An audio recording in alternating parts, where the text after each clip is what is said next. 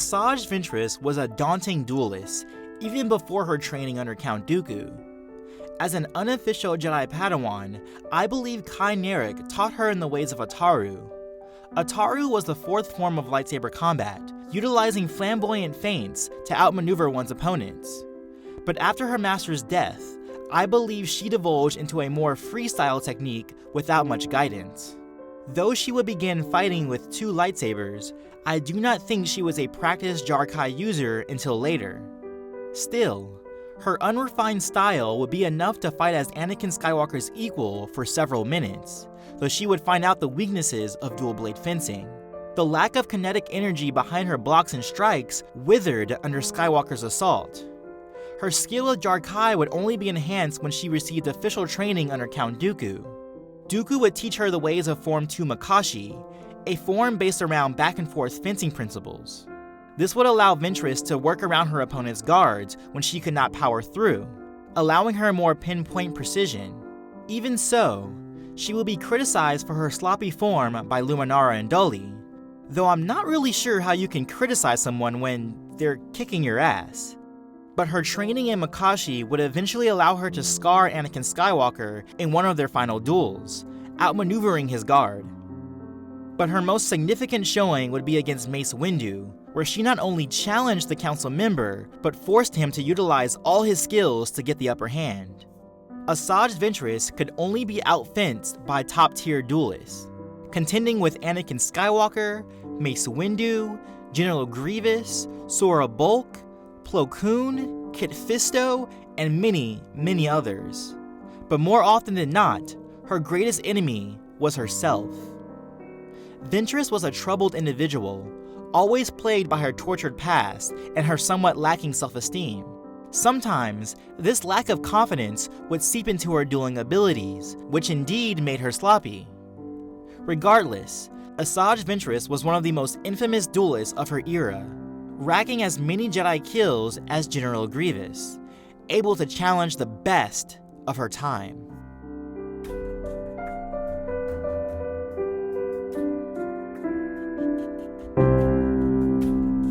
Jack had many abilities at her use, but one was her absolute favorite, Biotics. Of her biotic powers, she specialized with Shockwave, Pull, and Warp.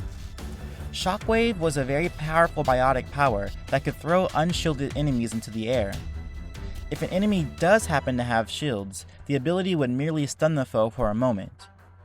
Pull was a standard biotic power, which allowed its users to hurl their enemies into the air. Unlike Shockwave, which had a similar outcome, Pull did not do too much damage and was more strategic than destructive. When a biotic like Jack applied Pull, it lowered the mass of the targeted being, lifting them into the air effortlessly. Usually a squad would take that opportunity to throw or blast the enemy out of the air. Jack also utilized Warp, another biotic ability that enabled her to hinder enemies' regeneration. Not to mention, she could also deal double damage to armor and biotic barriers. In terms of her weapons, she only utilized one special booster, Warp Ammo. Much like the biotic power Warp, Warp Ammo also dampens one's biotic barriers and armor. What's more, one who is already affected by a biotic ability, such as Shockwave or Pull, would be dealt double damage. Thus, Jack had a deadly combination in regards to her special abilities. She could open with the use of Shockwave or Pull. Once her enemy was open, she could combine with a barrage of Warp biotics and finish them off with her shotgun full of Warp-infused ammo.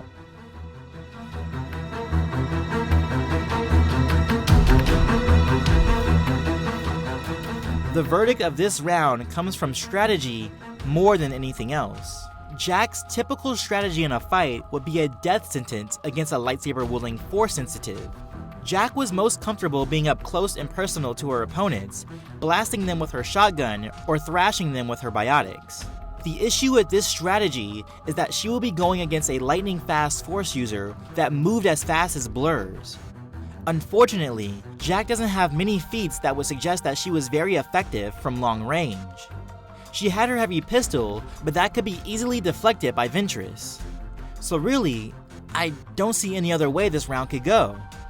By a large margin, Asajj Ventress gets the edge in her combative abilities.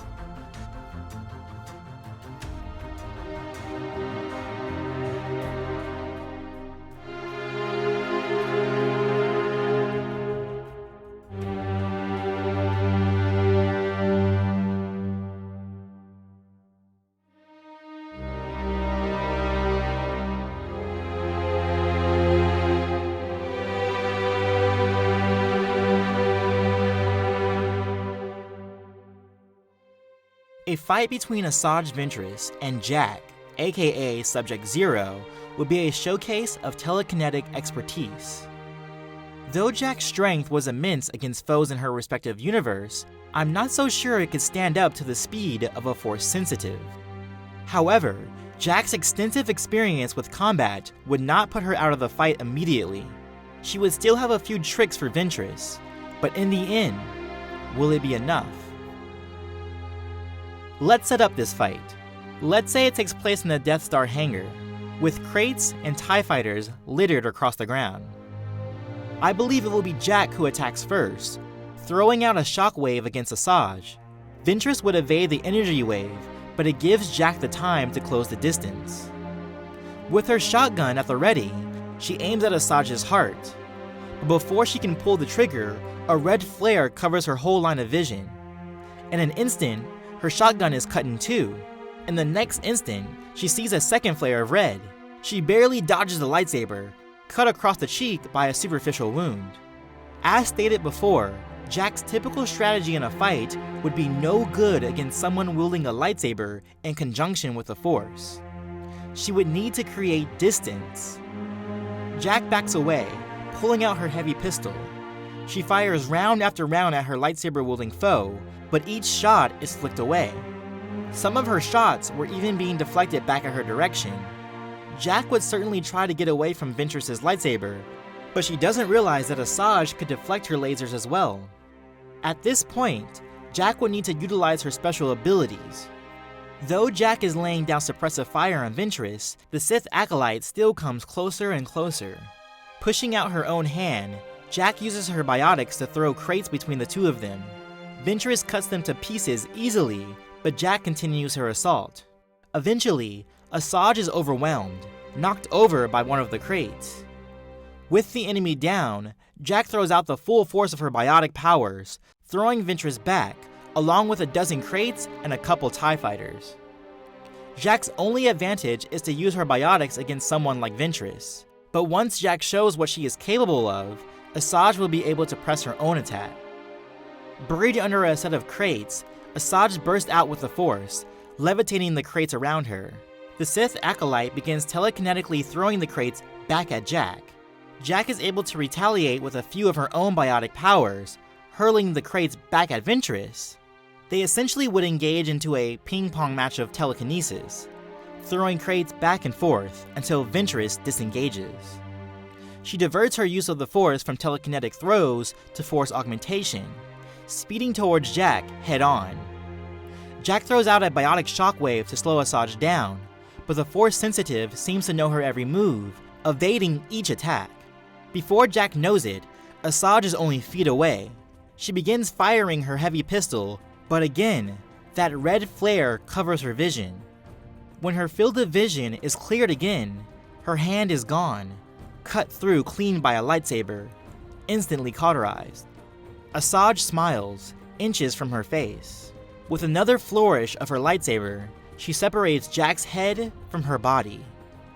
And thus, I declare Asajj Ventress, the Sith Acolyte, the Bald Baddie, the victor. Of course, this is all my opinion. Please leave your thoughts and comments below. Discussion is always my favorite part. Also, let me know what you think of this crossover versus series.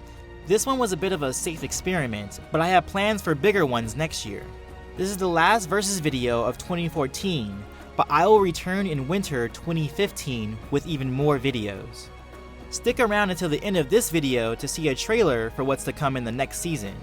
And as always, peace, love, and this is my favorite YouTube channel on the Citadel. May the Force be with you. Always. Even Even though Maul did have some skill in his use of combative force powers, his over-specialization in physical combat would hamper his efforts against Malgus' variety and power in the Force.